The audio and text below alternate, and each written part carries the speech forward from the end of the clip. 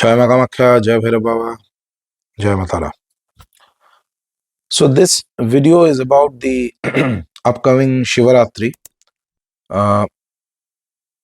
Last time also we had, I think I had made a video on Shivaratri also last time.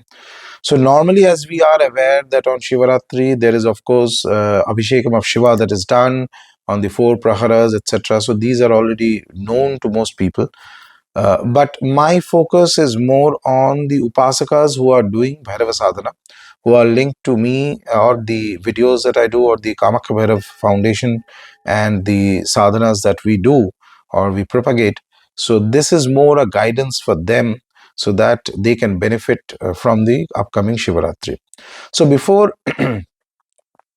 mentioning the sadhana, uh, we are all aware that Shivaratri is one of the most spiritual nights, right? It's whether one follows the Puranic Paddhati of Upasana or whether one does the Tantric Paddhati of Upasana, Shivaratri is an intense night where the prominence of the Shiva Tattva is extremely present in the atmosphere. And apart from that also, remember that there are millions and millions of Hindus who will be worshipping Lord Shiva that night, fasting through the night. It's believed that Shiva comes down during that night and roams around in the cremation grounds as well as the whole earth, because the earth is a cremation ground in itself, if you look at it that way, if you take a broader perspective, because death can happen anytime, anywhere, to anybody.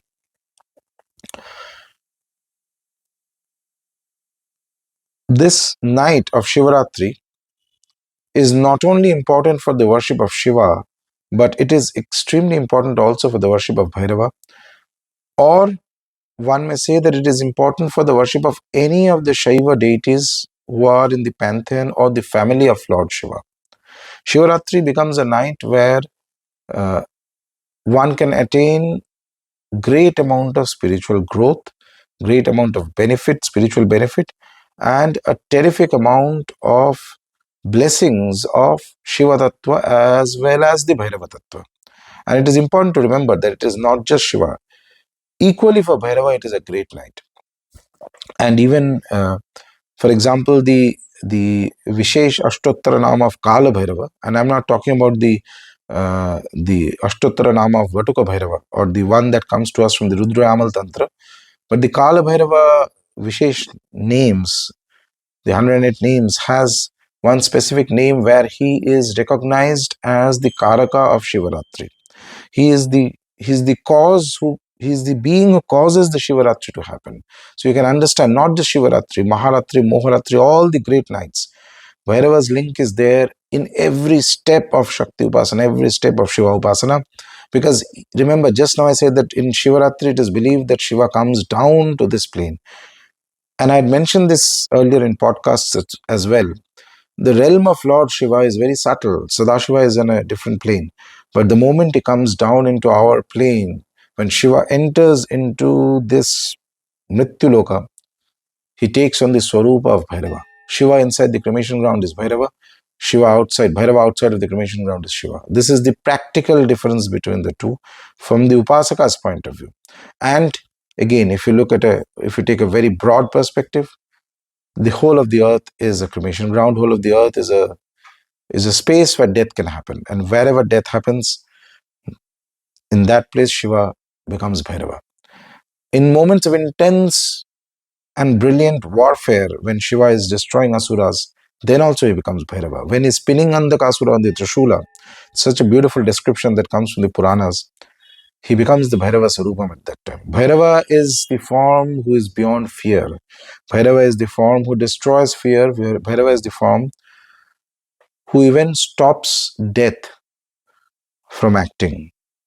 Bhairava is that intense. Bhairava is the substratum, the last thing that is left when everything else is done. He is also the self that is mentioned in the Vedanta.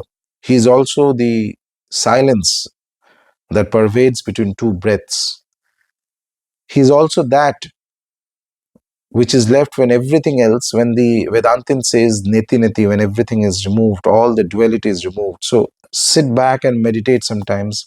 Think of yourself, what you did yesterday, what you did 10 days before, what you might have done a year ago, what you might have done years ago. Slowly go back to your school, go back to your college, school, friends, family, go back to the period of your childhood. Silently do that. Close your eyes. Think back, back, back, etc. And imagine that all this while, from if you keep trying this, you will see that you will slowly start remembering things that you have done at a very young age, maybe when you were a child, as a kid. Not so much every details, but specific moments, because life happens in moments. It is only those moments where the soul, the Jivatma, comes out, or what Sri Aurobindo used to call the psychic being, the Chaitya Purusha, comes out on the surface, uh, and it experiences the reality outside. Those are imprinted on the soul, and those we carry. It is the memory of those moments that makes up a life. And you will see that from childhood till this point, everything about you have changed. Your physical shape and form, your clothes, your friends, your likes, your dislikes. Maybe the cities have changed where you were. Everything has changed. Yet there is one thing that remains constant, some invisible thread that gives you the feeling that it is me who has passed through all this. I am the one, that aham, that sense inside, that constant breathing, going in of the breath and going out, that very faint existence of being oneself, what is that satyam, that reality of that specific moment, that extreme silence which cannot be captured even in words. That is the doorway to Bhairava. Bhairava has no swarupa at the highest form. He is not even the Devata with the Trishula and all that. That is for the initial stages of the sadhana. When one goes to the highest stages, then it becomes a meditation on Bhairava. Then Bhairava is a constant state of indestructible reality. He is beyond the body, he is beyond the name, he is beyond the form, he is beyond duality. He is what is left when there is complete pralaya, everything is destroyed. Then the only tattva that is left is Bhairava. He is the ground, he is like that soil. On that soil, there are various trees that can arise. And each of these trees are like each of the Mahavidyas, each of the Shaktis. It is on Bhairava that everything else manifests. If the base, the foundation, Bhairava Tattva is weak, you can do whatever Devi sadhana you want. Actual success will always elude you. That is why the Tantras are a dialogue, samvada between Bhairava and Bhairavi. He is the ultimate guru. It is the soil that knows whether the plant can grow into a tree or whether the plant will perish. So he is also the gardener, he is also the kshetragya, who knows the kshetra, he knows the field, who knows the area, who knows your body. He is that sense within you who knows who you are finally, better than what your conscious mind knows, better than what even your subconscious mind knows. He is beyond, there is a part of the mind which is almost unconscious in the human being. From a yogic psychological point of view, not talking about modern science per se, the unconscious part is where things that have been stored, whether it's from the Pitrus, whether it's from previous existences, it's like the bottom of the ocean. Things that are very dark, uh, very deep rooted, that don't really go away. Even when what we traditionally call enlightenment doesn't really purge oneself of those things.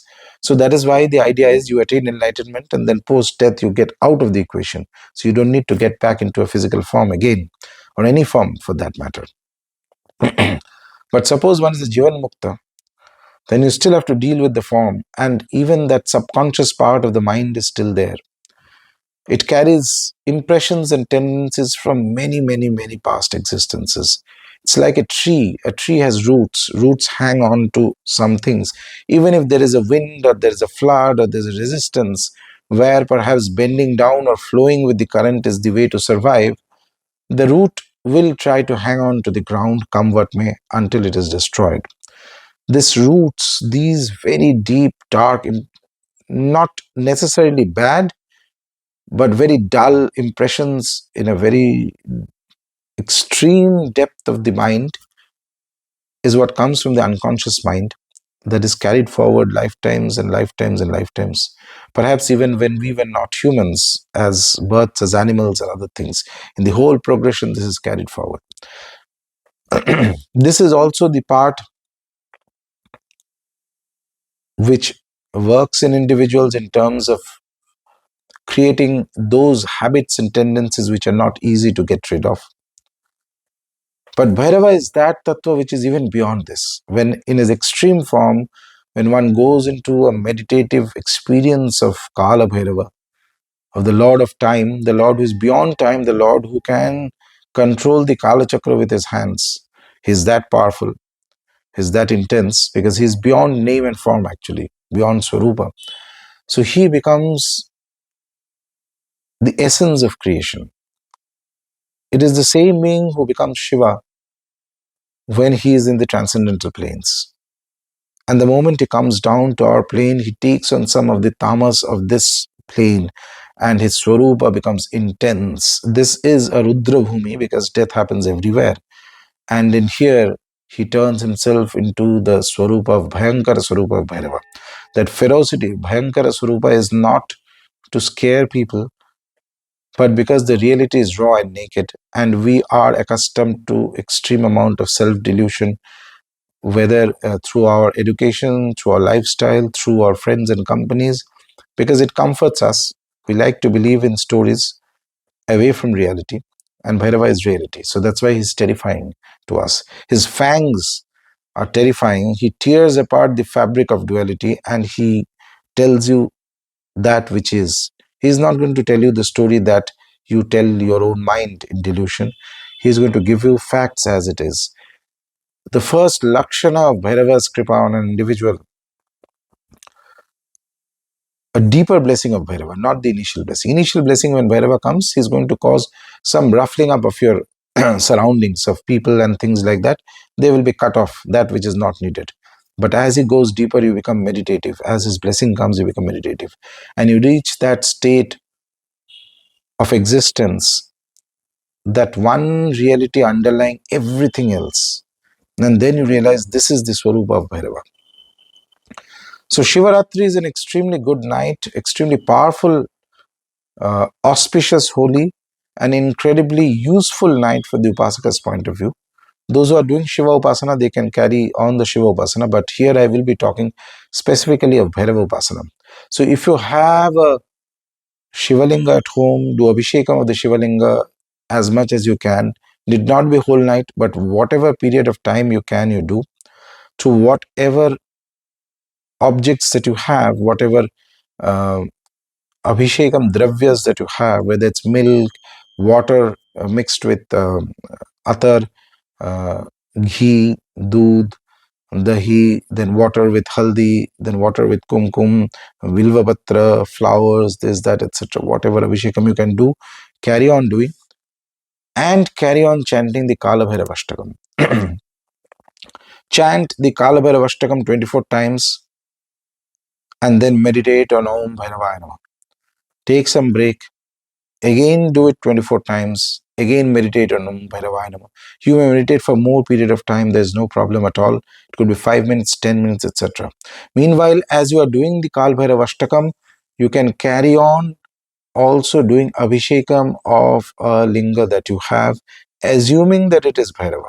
There is no problem in doing Abhishekam of a Shiva linga with the Kal Bhairavashtakam at all. It is going to give you blessings. Only thing is that if it is already worshipped with Shiva as Shiva, then you cannot use any kind of Karan or consecrated alcohol in offerings. That if you have to offer to Bhairava, to keep it separately. Whereas for a Bhairava linga, it can be offered directly on the linga for worship of Bhairava. So like this, 24 times, each 24 time you chant the Kal Bhairavashtakam while you light diyas to Bhairava. You may light 9 diyas to Bhairava, 8 for the Ashtabhairava and 1 for the Mahakal Bhairava. 9 diyas in total, 1 larger for Mahakal Bhairava and 8 smaller diyas. And again, each of these diyas should have a red wick because red is the color that Bhairava really likes. And then you do Abhishekam and you keep chanting Kal Bhairavashtakam and meditating on Om Bhairavaya Namah. And along with it, you also chant the 108 names of Bhairava that comes to us from the Rudrayamal Tantra, which is also known as the Ashtottarnama of Batuka Bhairava. Though it is called Batuka Ashtottara, it is the power to invoke Kala Bhairava and Mahakala Bhairava when done in a specific krama. So this Ashtottarnama you can do maybe 10 times and then take a break. So divide the whole period after sunset till whatever time you want to do the sadhana into one set, which means 24 Kalbhairavashtakam, some amount of meditation on Om Bhairavaya Nama, and then the Ashtottarnama maybe 8 times or 10 times. Like this, again take a break for some time, again sit down. Continue this for whatever period of time you want across the length of the whole night, or at any point if you're tired, if you want to take a rest, go to sleep, fine. Whatever, it's according to the individual's capacity. Apart from that, we in the Kamakhya Bhairav Upasak Foundation and the Kamakhya Bhairav Kula, we are going to organize mass scale Rudrabhishekams across India, as we had done during the time of uh, Kal Bhairavashtami in last year. So Rudrabhishekams will be done in Kashi, it will be done across South India in different temples. Along with it, Abhishekams of Bhairava will also be done across many different temples in India, uh, with the specific sankalpa that may Lord Kala Bhairava be kind, may his blessings be on us, both as Upasakas as well as for the nation, because this year of all year requires the blessing of Kala Bhairava more than anybody else. We also hope that by the Anugraha and uh, the blessings of Kala Bhairava, this is the year we will finally uh, start off work, though we have been doing work already in the background and many of the things are almost nearing towards completion. This year will be the year when finally the Kamakhya Bhairav Kula temples will physically start, uh, physical activities, the physical space will start developing. We have already been doing both work in the background in terms of procuring those spaces, clearing those spaces of different types of energies, as well as doing sadhanas in order to build that required amount of power that is necessary to establish a specific kind of Bhairava temple that I have in mind. The people who are connected to me, the people whom I mentor and teach, small group of people, they have been engaged in intense upasana of Bhairava and different devis in order that this particular idea gets realized through the blessings of the gods. And I am hopeful that this is the year when we will have some very concrete development on this regard. I'll keep you all posted. But yes, you should use, if you are a Bhairava Upasaka, use the Shivaratri. It is absolutely beneficial, absolutely beautiful, and any Upasana done on Shivaratri or Bhairava actually produces extremely good positive spiritual results. In fact, Shivaratri is such a powerful night that not just Shiva, you can worship Tara also. You can worship Kali or Durga. Each of these sadhanas will produce fantastic results. It is well documented, well accepted fact that the beauty of Shivaratri is that the beauty of the night, the grand night of Lord Shiva, of the Shiva Tattva, is that it can give success in innumerable number of sadhanas related to Shiva and Shakti. So we will be using this opportunity to do abhishekams across India, as I mentioned, uh, both to Shiva as well as to Bhairava, with a basic sankalpa that let blessings of Bhairava be on everyone who has been doing these sadhanas. Let the blessings help them to progress faster. Let us also develop together and make not just ourselves but this whole country a very, very powerful dharmic space where the tattva and the energy of Kala Bhairava, of the various forms of Bhairava, of Ma Tara, of Kartikeya Bhagwan, again resurface with a very powerful force across this land and protect and guide us from all kinds of difficulties, that which are known and that which are unknown. With that, I'll end the video here. Jai Ma Kamakhya, Jai Ma Tara, Jai Bhairava.